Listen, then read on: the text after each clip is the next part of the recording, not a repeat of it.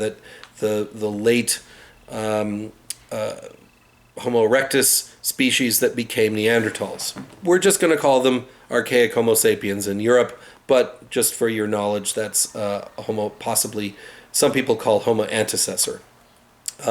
There's a particularly helpful site called Cima de los Huesos, the Pit of the Bones, and Atapuerca as well, and a cave site near Cima de los Huesos called Grandolina, which has Cima de los Huesos and Grandolina take us from about 900,000 years ago to about 500,000 years ago. And several complete skeletons have been found, also a partial skeleton that has deliberate cut marks on the bones that were made certainly by some other hominin. This has led some to believe that this is the earliest evidence for cannibalism in the fossil record. Now these are the ancestors of Neanderthals. But let's come back to that a little bit later, because let's move into West Asia, so the Middle East area, and in Europe, we see the development of the archaic Homo sapiens into this cold adapted group called Neanderthals. They continue this pattern of this trend towards a larger brain size. In fact, it comes in the end, Neanderthals have larger brains than anatomically modern humans, an average about 1750, and we're only at about 1450 cc's. That's considerably larger than the average human. So this isn't. Neanderthals had big brains like us. But they weren't us. They were our competitors. They also had large projecting faces. Importantly, they had large nasal apertures, a strong occipital bun in the back of the skull, which we don't have, and large front teeth with heavy wear for use as a gripping tool as well. This large nasal aperture is almost certainly because of adaptation to cold weather, and the Middle East would have also been affected by the glacial period. One example from Kabara Cave can be seen, and also a very interesting evidence from Shanidar Cave in Iraq. I call him the Old Man of Shanidar. He would have been, this was from about 45,000 years ago, and he would have been about my age. And so the Old Man of Shanidar, he was probably between 40 and 50 years old. He had a very large skull, a projecting face, like you would imagine of a Neanderthal, and a large nose. And so he was adapting for the cold weather. His front teeth were heavily worn. And so he would have gripping animal skins, eating meat, and working hides for clothing and that sort of thing. But what's really interesting about the Old Man of Shanidar is that he had suffered several very serious injuries in his life. His skull had been fractured above the eye orbit, and would have left him blind in his left eye. His right arm had become injured so badly that it withered and had to be amputated, probably not by himself. And his so above the elbow, his right arm was amputated above the elbow, and also he had severe arthritis in his feet. He would have been hobbled and almost impossible for him to move. So how did he survive? Well, it's very clear that he must have survived with the care of his group. And so Neanderthals, unlike what our use of the term Neanderthal as being a brutish, terrible person, Neanderthals actually were well adapted to their environments, and they cared for one another, and they had big brains to do so as well. And the spread of Neanderthals, this group that was emerging as an isolate, was from all the way across Europe into Central Asia, the Arabian Peninsula, and that sort of thing. Some of the earliest Neanderthal remains are over 100,000 years old from Krapina Cave in Croatia, and the very last ones that we know of lived about 30,000 years ago in Portugal and in the southern tip of Spain. So Neanderthals, like I said, Krapina rock shelter, which we've seen before actually in chapter 8 when we were looking at Dragutin Gorjanovic Kramberger's work with fluorine dating. This is the same cave that he was working on, and there's some of the earliest evidence for Neanderthals from this cave in Croatia, about 130,000 years old, hundreds of fossils, and evidence of possible cannibalism there. Also, fossil site of Moula-Guercy in France shows remains of 6 Neanderthals who have cut marks in the same ways, in the same places you would expect to see butchered animals. The cut marks are from tools that Neanderthals would have made as well, and there's been a lot of experimental work to reproduce this type of an effect. So it shows that Neanderthals were processing other Neanderthals for meat in much the same way that you would process an animal carcass. And also another site from Spain, El Cedron, yields fossil Neanderthals with evidence of cannibalism. So there's a few pieces of evidence that show that cannibalism may have been part of the practices of Neanderthals in Europe. But let that not affect your judgment of Neanderthals. We tend to call people Neanderthals when we're trying to denigrate them.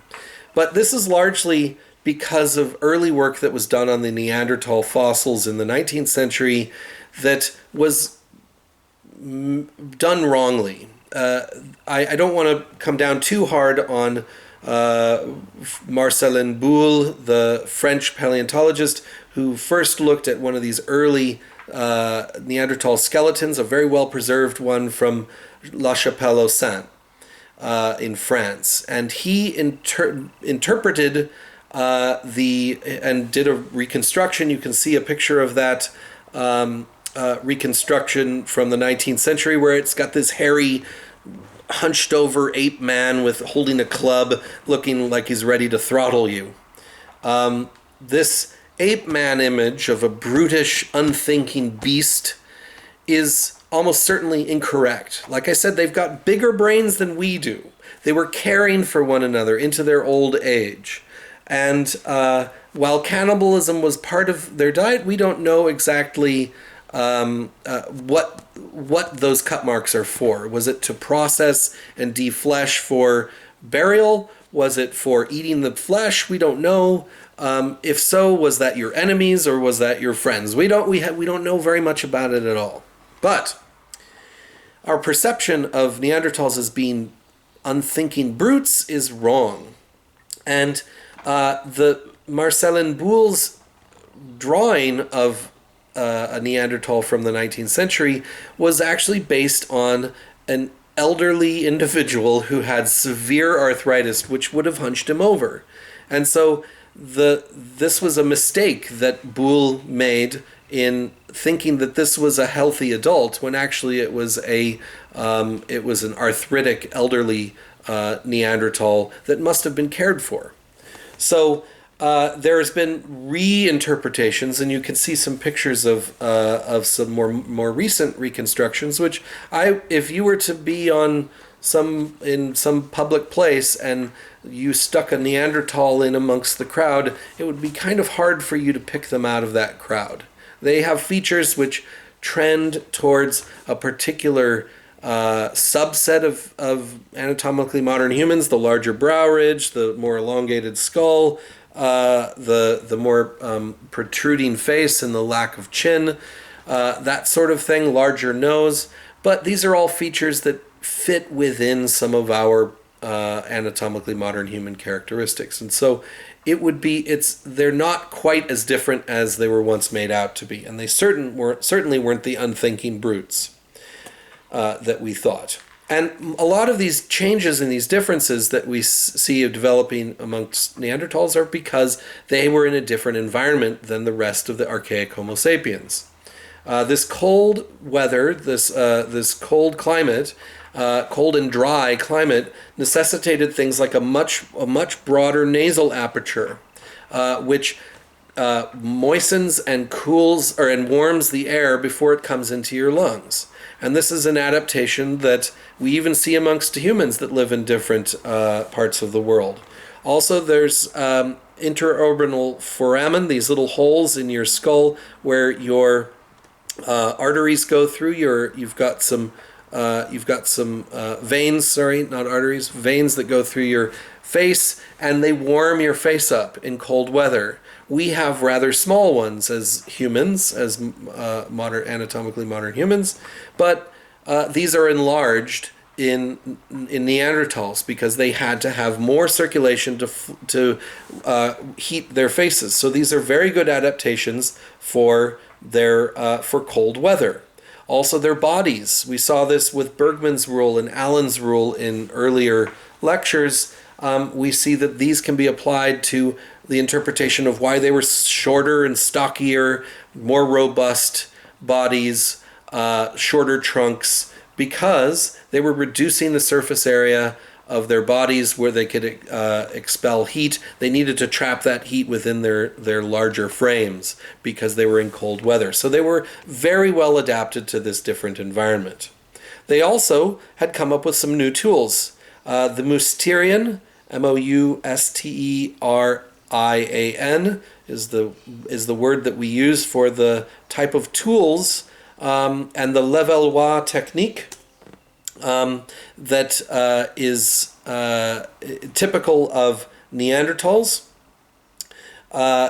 It was a new, more efficient way of making tools that sliced thin potato chip-like pieces off of a core to create different types of tool, kind of like a Swiss Army knife.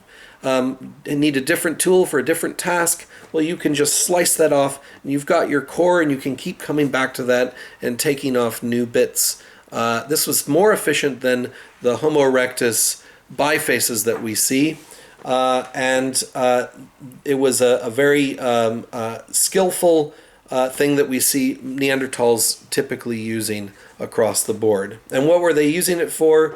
Well, by and large, they were heavy meat eaters, but that was easy for them to do. Well, okay, not easy. You still gotta do the hunt, but there was a lot of big game.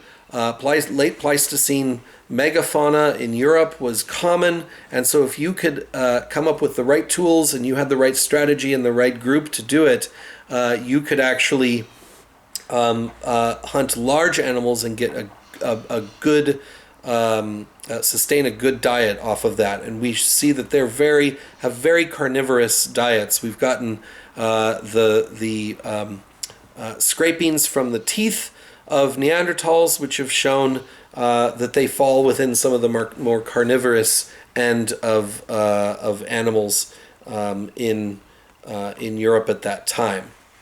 The dental calculus is that scrapings of or so-called what we would call plaque.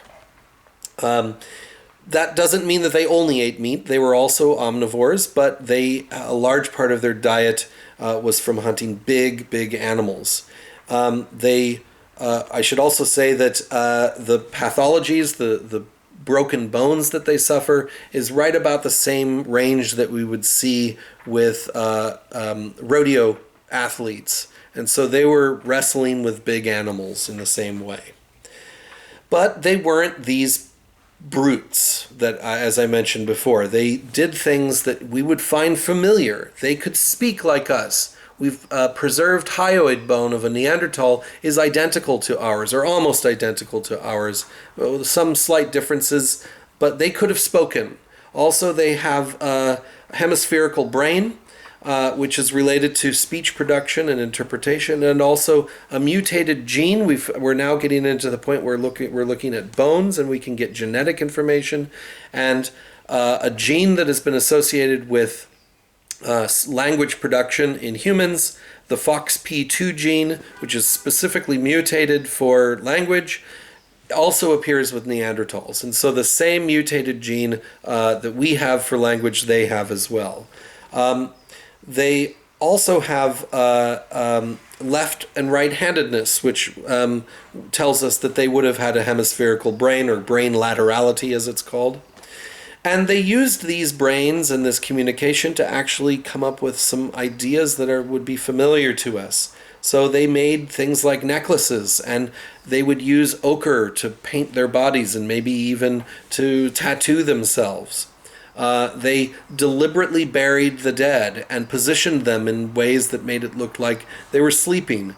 There's the possibility that they actually put flowers on the grave as well, as we found from pollen analysis of some of these internments.